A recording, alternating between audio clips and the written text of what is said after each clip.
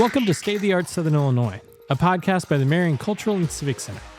Our guest today is Steve Hornbeak, a Southern Illinois native who has made his living touring with some of the greatest musicians in the world. Listen as we discuss his youth and his development as a musician, when he broke into the touring industry, and what he's doing now with some of the biggest names in music.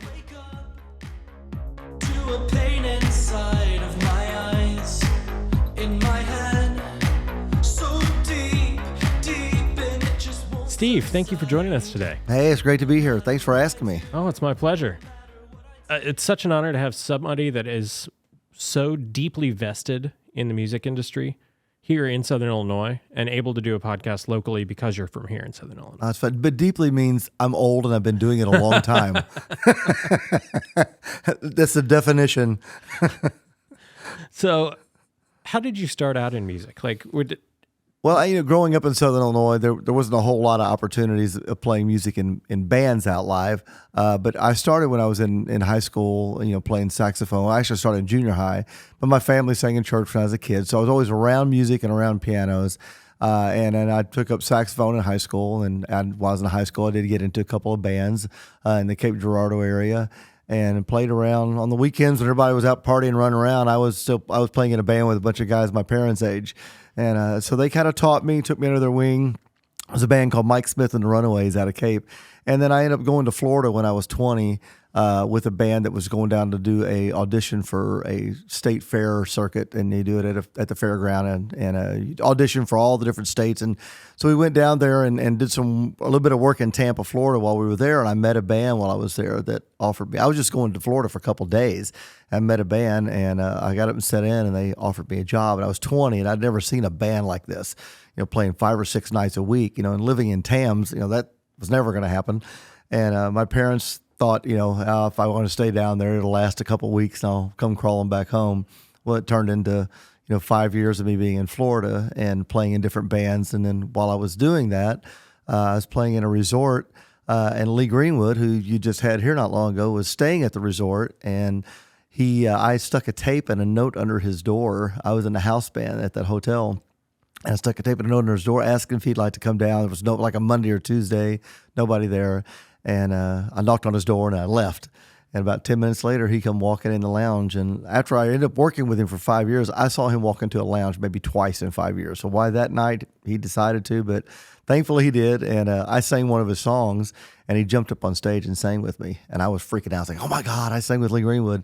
And then about 6 weeks later, he'd called the hotel and found out who I was and got my home number, and he called me at my house and wanted to know if I'd come and audition for his band. Of course, I thought it was a joke. Yeah. I started laughing. I was going, is this Joey? Is this so-and-so? And he started laughing, so I thought it was somebody pulling a prank on me, but it obviously was him, and I ended up going and auditioning, and I got the gig, and I played with Lee for 5 years, but he's the one who, I feel like I owe my entire career to Lee Greenwood because he really gave me a break that, hardly ever comes along. Yeah.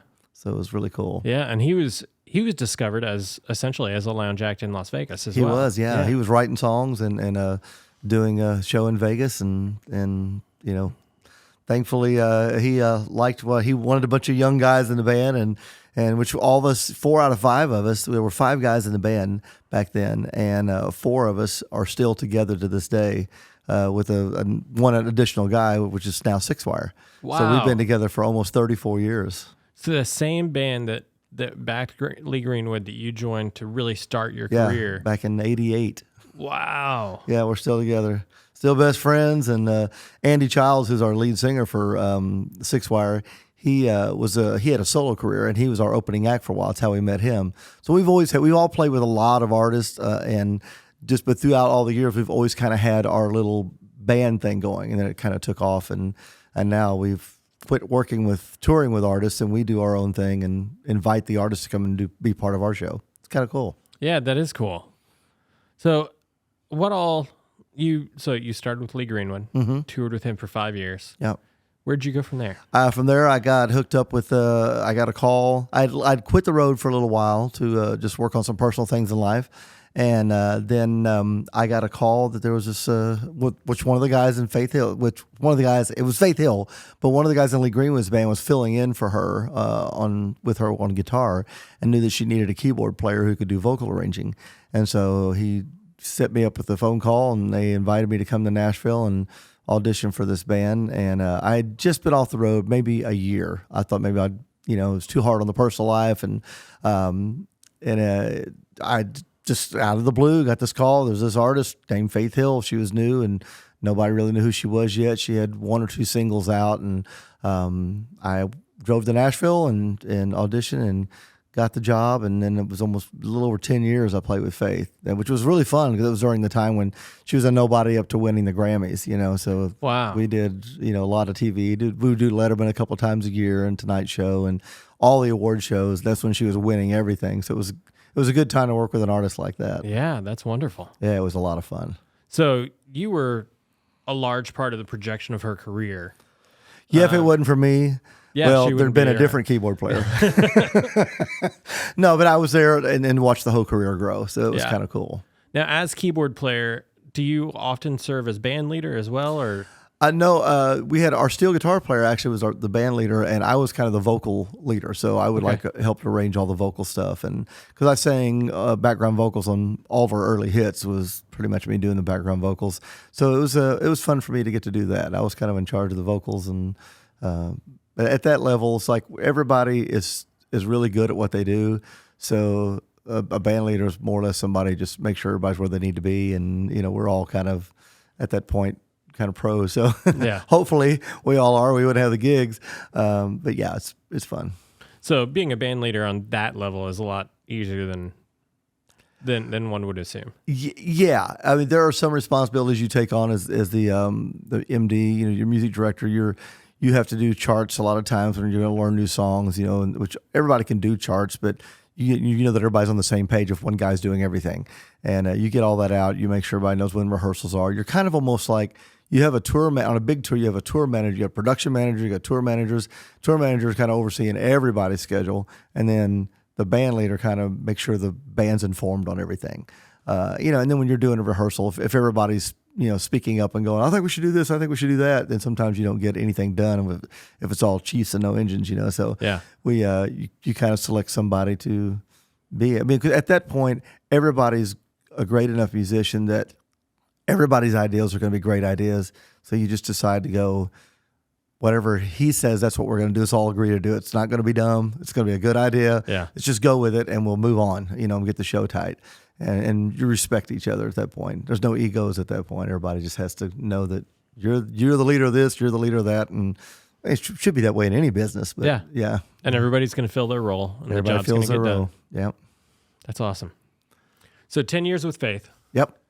And that's tremendous. That's incredible. I mean, she would have babies. Yeah. When she'd have babies, she'd take time off. And during that time, I would go out and play with other artists. So it was a lot of fun. I did a year with Tracy Lawrence when she had her first baby. And then I played with just so many different ones. But it's like after Faith, I played with Richard Marx. And then during Richard Marx, I also played with John Michael Montgomery for 5 years. While I was doing 15 years with Richard Marx. So it's always like when you have that time off in between. But yeah, being with Faith was fantastic. But she would have kids, and whenever she'd do that, she'd take time off. We would all be like scrambling for work. And then when she did her last leave, she was making a movie. She was doing Stepford Wives, and her and Tim moved out to California, and he was doing Friday Night Lights, and she just stopped touring. We thought it was going to be 6 months or so, and that ended up being it's almost 3 years that she didn't do anything. And so during that time, all of her band went different directions. 3 of us were with Richard Marx. The girls went with Toby Keith. 2 of the guys were with Alan Jackson. I mean, just everybody went different directions, Brooks and Dunn. And so when she came back out, she was only going to do about 20 shows a year, which is not really enough to make us all drop the good tours that we were doing to go back. So, so none of us ended up working with her again. We still see her from time to time, and she's still, it's like a reunion. But it's just, she's at a level now where she doesn't have to tour unless she wants to. So that's not always the best artist to be working with at the time. Yeah. Unless they're going to have a retainer and exactly just like an annual salary for you. Yeah. We love her, and she's a great friend, but it's one of those things where she just doesn't work enough to keep you busy. And somebody told me that Garth Brooks at one point started just paying his band on an annual basis. Yeah. So that they're always available for him. Exactly. And that's been that way at times with different artists. You go on a retainer, but that's usually if they're, somebody like Garth, who's, I think he made the statement that he's got more money than his grandkids will spend. They can afford to do that, but a lot of artists can't, and they'll put you, if you're going to be off for 3 or 4 months, they'll put you on a retainer and say, don't leave me. You gotta be careful what else you get involved in, because if they call you, you got to drop wherever you're doing and go out. Whereas like 3 years of not touring, they can't. Oh, yeah, that would be crazy. Yeah, that would be crazy. Because none of us are going to say, I wouldn't sit around. I can't sit around for a week without playing music. I got to go play. Yeah. So, I mean, you've played with some tremendous artists. Was there a certain point where you said, okay, I finally feel like I'm established in this industry? Yeah, people have asked me that a lot of times, and it's like where the defining point is whenever you feel like, okay, I've made it. I don't have to worry about doing finding the gigs anymore. I always take it back to even the Lee Greenwood days. When I played with Lee Greenwood, there was like, back then, when you think about it, there was like 15 to 20 artists. That's all there was. You have the Kenny Rogers and Barbara Mandrell and Ronnie Millsap and Charlie Daniels and Lee Greenwood. And, there's now they're all iconic artists, but there was a handful of artists. There was about 4 or 5 labels. And now there's like 50 independent labels, and they all have 20 artists on them. So there's so much work for side guys like myself, so much work. But when you got established back then, it was a really big deal to land in one of those jobs, to be working with Lee Greenwood. And I didn't know, I wasn't living in Nashville. I just was in the right spot at the right time. And you kind of, when you work with an artist that's that established, then you get a name for yourself. If you go out with a brand new act and they're just trying to make their way up, you're hoping that they become so big that it helps your career as well. And then after Lee, it was more just calls, the people wanting you to be in their band. Can you do this tour? I had several tours during that year I took off that I passed on because I just didn't know if I wanted to go back out and hit it that hard. Lee was doing over 200 shows a year for 5 years straight, which is unheard of. Yeah, that's wild. But I was at 24, 25 years old, and I thought, this is the greatest thing in the world, And I look back, and I was probably, when you consider how long I was gone from home, I was probably making about 25 cents an hour. Yeah. But, then in the later years, when you start working for all these artists and they just call you to see if you're available, that's when I kind of felt like that was the defining moment of, okay, if I want to continue to do this the rest of my life, I'm in. And it takes a long time. I've been doing this for 34 years, so it's not like that happened in the first couple of years. It's taken over time. And all the cool things that you do along the way, you're there, you're networking, and luckily with Sixwire, we've played for so many artists now that we're pretty established and now doing our own thing. So when was Sixwire originally established? Well, like I said, 4 of us were in Lee Greenwood's band, and then we had a record deal and 1 single out on Warner Brothers called "Look at Me Now," and then about that time, a lot of labels were merging and stuff, and there were some, we just kind of got on the back burner, and that, that's just the way it works, Yeah. You don't ever. It's a timing thing sometimes with getting a record deal, how the industry's going, but we've been together for a little over 20 years as Sixwire. But we've been together for 34 years, most of us, in some form. We started little band projects, side projects, but we were always doing tours.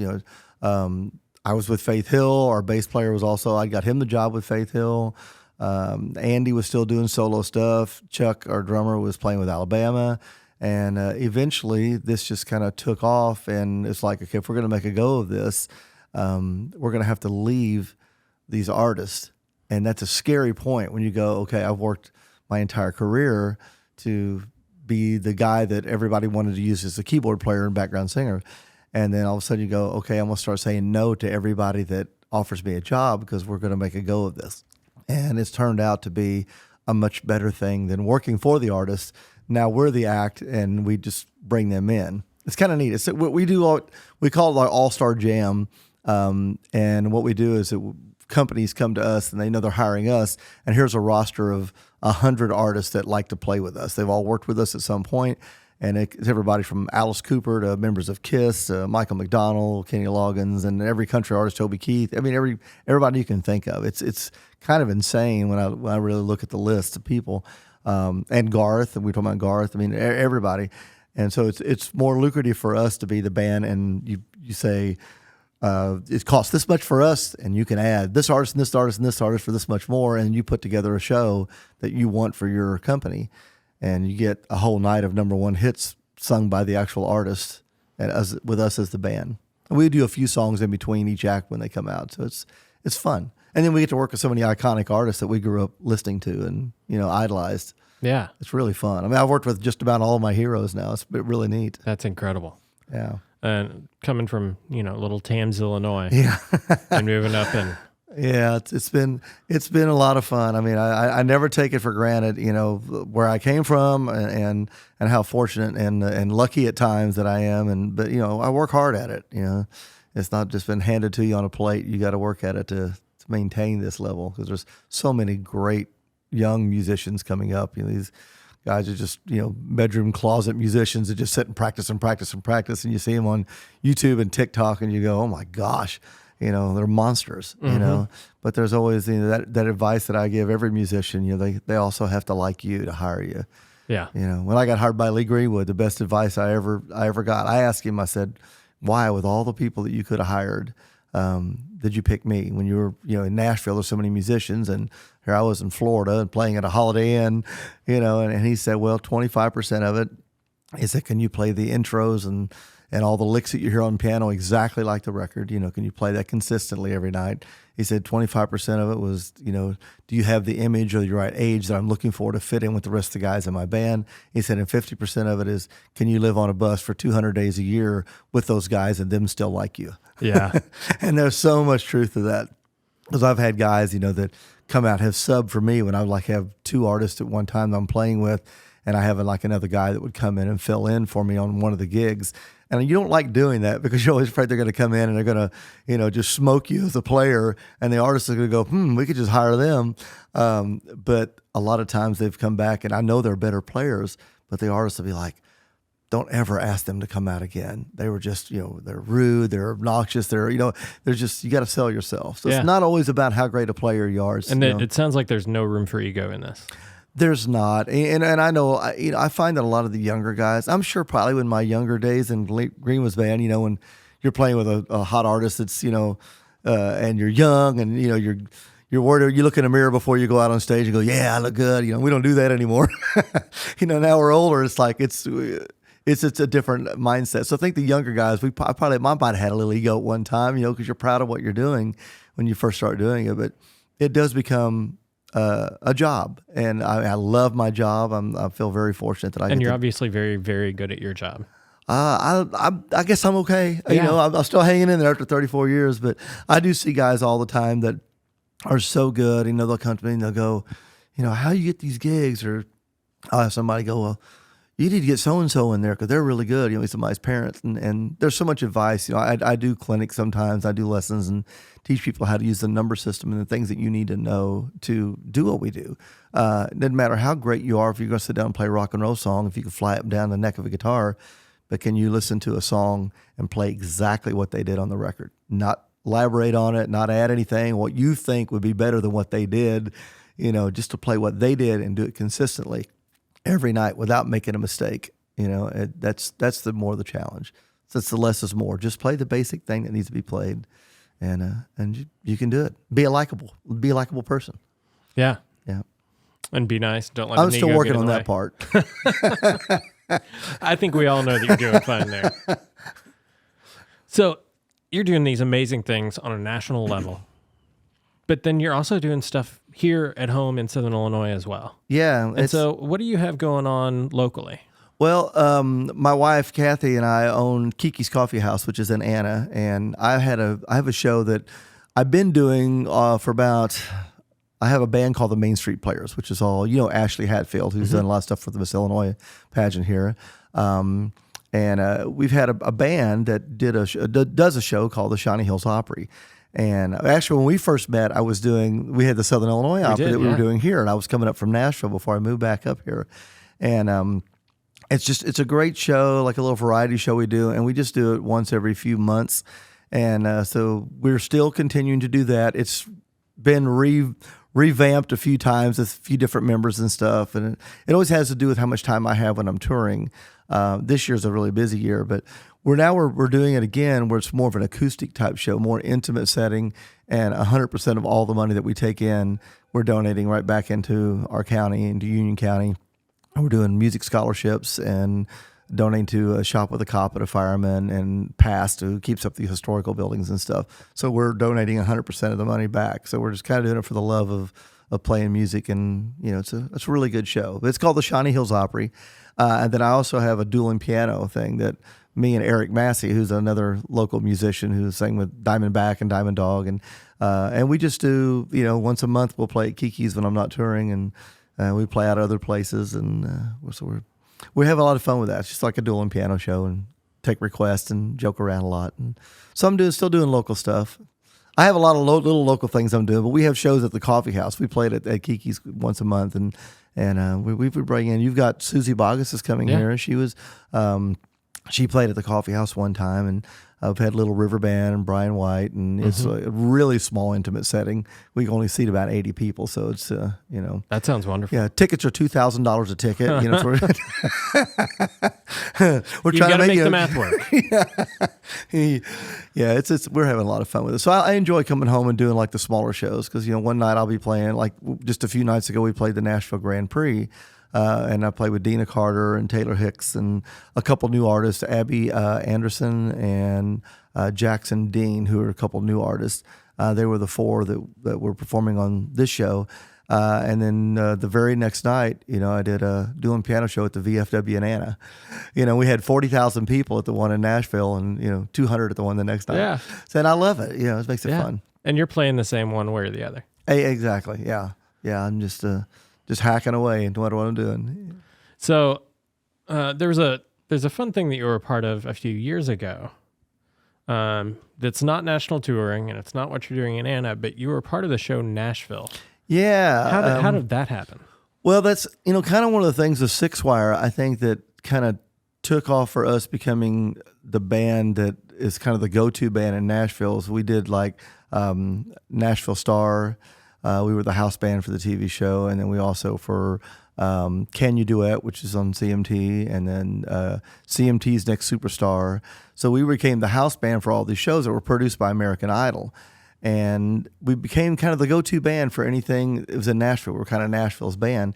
And so when this TV show came out in Nashville, and they wanted a band to back the main character, which was played by Connie Britton, who was Raina James, they asked us to be her band on the TV show. And the bad part for me is that at the time I was touring with Richard Marx as well. None of the other guys were really touring that much, but I was doing a lot of stuff overseas. I was playing, we did a Asia tour for like a couple years. We were everything I did was international. And we were playing Russia, and of all things, Russia and Ukraine and Jakarta and the Philippines and Singapore. We were just all over Germany. And so I couldn't do the first 2 seasons. I would have had to quit Richard Marx band to go, and you're paid like as an extra. It's like a prestigious thing, but it's not like a career for us to do that. So I couldn't do it. And then when Richard finished the tour, it just so happened the guy that was pretending to be the keyboard player got a full-time teaching job, and they called me and said, "It's open." I said, "I'm in."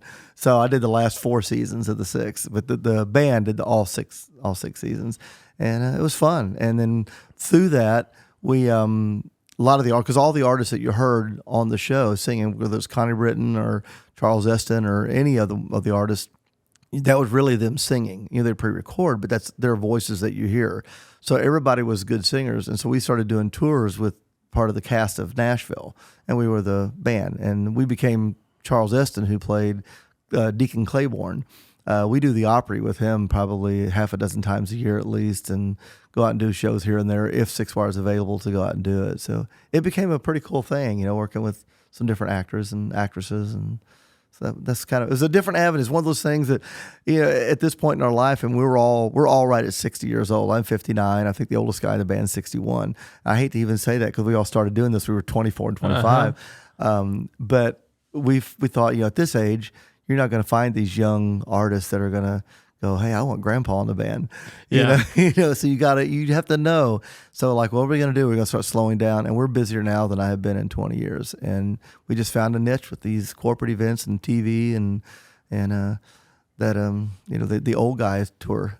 Well, and that's I've been sitting here just thinking about what you said about how you've structured that to where your band is the go-to contact for these corporate events. Yep. With a roster of artists that'll play with you and come out and sing with you that have worked with you before and that like you and that you already have a relationship with. Yep. And so you're almost like your own little corporate boutique agency Oh, that we provides definitely a band, but then has all of these artists. And I think that's so cool. It's a neat thing, and it's not that excuse me, that we reinvented the wheel, but I think at this level nobody has done what we're doing, to where we have such iconic artists. Like Alice Cooper, we just did thing with him in Columbus, Ohio this week, and now we're the house band for all of Alice's events. He does a Christmas pudding that we do every year in December. We're already booked for it this year. He has a thing called Solid Rock Foundation, where it's the inner city kids can all come for free, and they learn about recording and playing, and all of his rock star friends donate instruments and everything and come and do clinics. You might have Slash from Guns N' Roses will come and do a clinic for the kids, that kind of a thing. And so we do fundraisers with Alice to raise money for his event. And he started off doing one of our St. Jude events and just loved the band, and then asked us to be the house band because he's like, my band's good at what I do. He said, but if they can't switch genres like you guys, we can go from playing, some old classic country to playing, Alice Cooper in one night, and it all sounds authentic.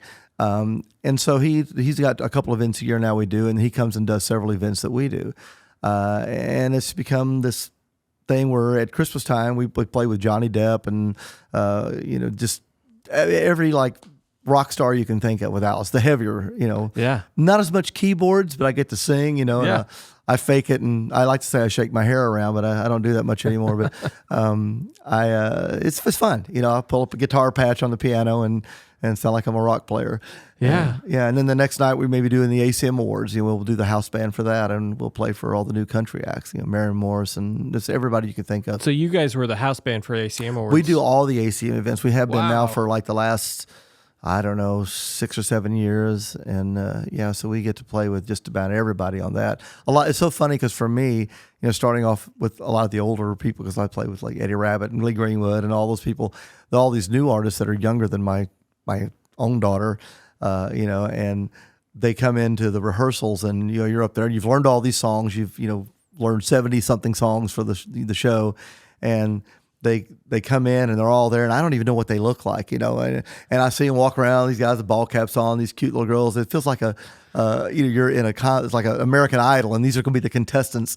And then you realize she just won Female Vocalist of the Year, and it's like they're just also young, and it's a whole new generation. So it's a way for us to still be a little bit relative and connected to what's going on now. So I had no idea that you had done that.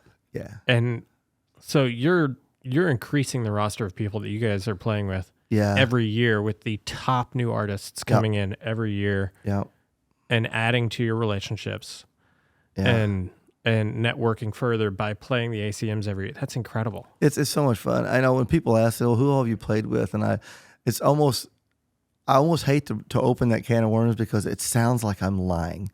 It just does. I mean, because you played with everybody at this point. Yeah, we're at this point now, not opened for, but actually performed with. Where we have to chart out the songs and be on stage and sing with them and learn their vocal part, all that stuff. We're at over 260 artists now, and they're actually checking to see if there's been any other touring band. And we had a write up in a Billboard, and different things, and that they'll write up bounce. But I don't know that there's been any other touring band that's played for more artists than we have. You'll have the band that does the Tonight Show, but I'm talking about a band that's actually out on the road, that's been a band together for 20-something years, backing artists that has a roster as big as ours. So we're trying to find that out. We had to put together a list for a promotional thing of who all we'd played with, and so we all started having to write down, every artist we'd played with, and it started going, this is insane.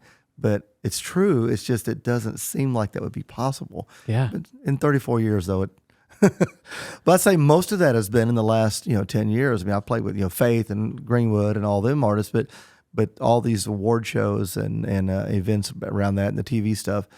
And now we're the house band we took over Charlie Daniels' Volunteer Jam. Yeah, because we were the band that would play. Charlie played with his band when he would come out, but he would also perform with us, and all the artists would sing that he invited. We were the house band. It wouldn't be his band. So after we played his last birthday party, he was actually a fan of ours, and he had us involved. So I mean, within a week when he passed, his I guess it was his daughter called Andy and wanted to know if we would take the reins and continue the Volunteer Jam. So we were honored to do it, and so that's coming up this year, and then. So that's usually about 30 artists that we have to back on that night. And then Scott Hamilton, the figure skater, does a big cancer benefit at Bridgestone Arena. These are both at Bridgestone Arena. And we've done with Kenny Loggins and Journey and Gavin DeGraw, all these people that will perform with us on that, where the skaters we're on the ice with a small stage on the ice, and the skaters doing their routine to us live. And that's a really cool thing. And that's coming up here in a few months. So there's all these events that have a lot of artists, we're getting the call for. It's really great, this stage of our life at our age, that we still have found a niche. Yeah. Yeah. And you're playing with the most relevant people in the industry. It's hard. Yeah. It kind of blows me away. I'd love to get up here and do a show sometime with Sixwire and a handful of artists. I mean, we do a lot of stuff like this coming week. Well, let's figure that out. Yeah. This coming week, I'm playing with, we have a show we do in Memphis a couple times a year where you see Elvis on the big screen and you hear his voice, and then under the big screen, it's Sixwire, and we're playing the music live, but you hear Elvis, and it's all the remaining members of Elvis's band playing with us, which is a really cool thing. And they're actual live recorded vocal tracks from Elvis? Yeah. What they did was they took, say, when he was in Hawaii, and they would have the live footage where they multi-track so they could solo up his. You can hear a little bit of the bleeding of the band, but we're playing live, you won't notice it. But they've taken just his voice, and so you see him and you hear him from his live performance, and we play live to it. It's a challenge because you have the monitor where you can see him, and so you can watch all of his, his hand gestures and all that. He speeds up and slows down, so it's a challenge, to do it. We'll have a full day of rehearsing, just going over all of it, and then do the show the next day. We do it his birthday week and his death week every year. And our lead singer, Andy, is from Memphis, and he's tied in with Graceland. And it's at Graceland at their venue across the street. So we're doing that. And then we go to Springfield, Missouri, and we do one night as a show, just us, at a festival.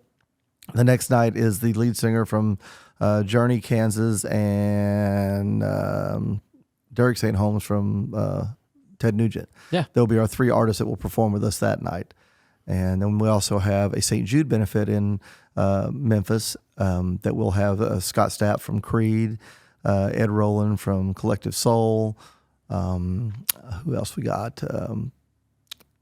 It's like probably 7 or 8 artists for that event. So for me, every day, it's like any day off I have is learning songs.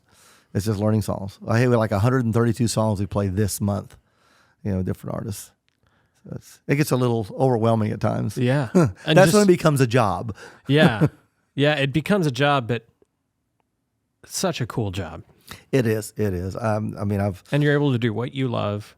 Yeah. It's still a lot of hard work because you're learning ridiculous amounts of music every month at this point. It is. But the fun thing for me is and I think about it every time I drive through Carbondale and I see SIU Arena, I'm like, almost every artist that I saw there growing up, including seeing Elvis. Next week I'll be working with 4 of the guys that were on stage on that show with him at SIU Arena when I was a teenager. But I've played with almost every act that I saw at SIU Arena. And I remember, watching them, as a teenager, you're in high school and you see the flashlight come out and they're getting ready to go up the steps to go on stage. Because back then, artists weren't as accessible as now. There's no internet, and you'd only see them on an award show or a video on MTV. And so you'd see them walk out and you go, oh my God, that's them. There they are. And then who would have ever thought this many years later I would, have their cell number in my phone. Yeah. It's kind of weird. They're on your roster for your corporate events. Exactly, they are. So it's such a cool thing. And I have some favorites. When I worked with Lou Graham, from Foreigner, and you're singing Cold as Ice and Jukebox Hero with the actual guy who sang it, it's like, that's cool. And, but probably my biggest was singing with Michael McDonald, because I've known Michael for a long time. Both of us are Yamaha artists as far as keyboard artists. And I've seen him at parties. We've talked. We've actually had lunch together with a small group of people, but I'd never performed with him. And we do these big St. Jude events, and he came out and did one. And I was almost, and this is just a couple years ago, I was almost in tears because I was like 6 feet away. It was my keyboard and his keyboard, and we're doing I Keep Forgetting, and taking it to the streets. I'm playing and singing with Michael, who I grew up trying to mimic his playing style, and he couldn't have been nicer to me and my wife Kathy, and because he's from St. Louis, and we talked about when he played Cape Girardeau when he was a kid. So we had great conversations, and so that was one of my highlights. Yeah, it was really cool. Steve, it's neat when they're so nice. I so appreciate your time today and your graciousness. And you've only got a couple of days downtime this month, yeah. and you're giving me the honor of sitting down here with me, and I greatly appreciate that. I've learned so much just in our little bit of time here. And I love the idea of Sixwire putting together a show with some names here. That'd be great. You and I can definitely work on that. I would love that, because I have people all the time asking, when you guys going to play close? Because we don't do a whole lot of public shows. We do some, some events like what we're doing in Springfield, Missouri, and that's the kind of thing, that would be great to come here. I mean, I'm sure that I could draw just personally maybe 7 or 8 people. Yeah. I think it would be wonderful. And you keep mentioning corporate gigs. I've just recently learned the financial difference for the artists between corporate gigs and public gigs. Yeah. And that corporate gigs pay sometimes 2 to 3 times more than what they would get paid for a standard public ticketed concert. Yeah. And that's wild to me. It is. And plus, when you think of the days of traveling on the bus and fuel and all that, for these corporate events, a lot of times they'll get sponsored by, Southwest Airline. And so our flights are taken care of and our hotels are taken care of. So it's a lot of stuff that we don't have to deal with. And here's the price, what it costs us to get us. And it's a really cool thing. It's sort of like the casino circuit, when you play at a casino, you usually stay at the casino hotel. It's convenient, it's connected. So there's always, if some people go, wow, it's not arenas anymore. It's like, it doesn't matter. You get treated better. It's more comfortable when you're doing this all the time. There comes a point when comfort means more as much to you as how big the room is. I remember the days of thinking it's an arena and we have a backstage dressing room, and that's all great. But sometimes it's the catering and stuff that you get at more of an intimate setting, and it's a comfort thing, especially as you get older. It's like you appreciate all that stuff a lot more. You appreciate different things, as you've been doing it a long time. Well, the longer that I've been here at the Civic Center, the more I've learned to focus on the band's experience while they're here. That's great. The crew's experience while they're here, the band's experience while they're here. I want them to leave remembering us in a positive way in every light.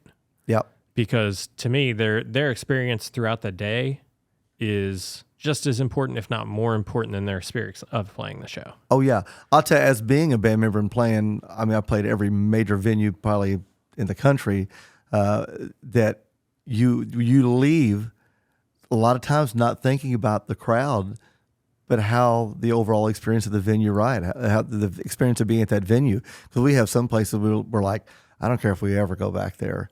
And there's been some that's been like in a hole in the wall town in the middle of nowhere that Marion would dwarf, and you go to it and you go, God, the little old ladies that made dinner were so sweet, and the comfort of the stay, everything was great, and that's why you go, we got to come back here again, and it's so that it means a lot. So I appreciate your view of that. That's great. Yeah, and that was kind of a paradigm shift for me just a few years ago in kind of looking at the experience and going, they're coming to Marion, Illinois.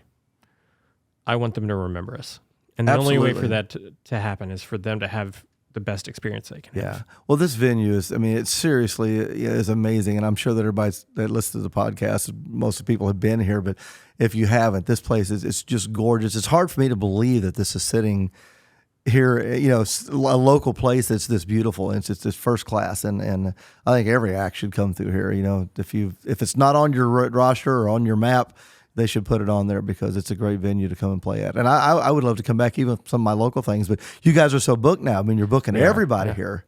We're trying. You've had a lot of acts that I've actually played with. And I hate that I miss it because I'm always on the road, so I don't get a chance to see them. But yeah, it's wonderful what you guys are doing here.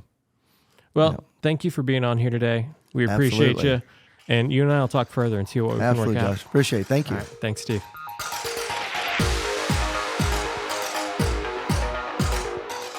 Thank you for joining us for State of the Art Southern Illinois, a podcast by the Marion Cultural and Civic Center featuring local artists, artisans, musicians, arts organizations, and arts events in Southern Illinois, as well as touring artists coming to the Marion Cultural and Civic Center.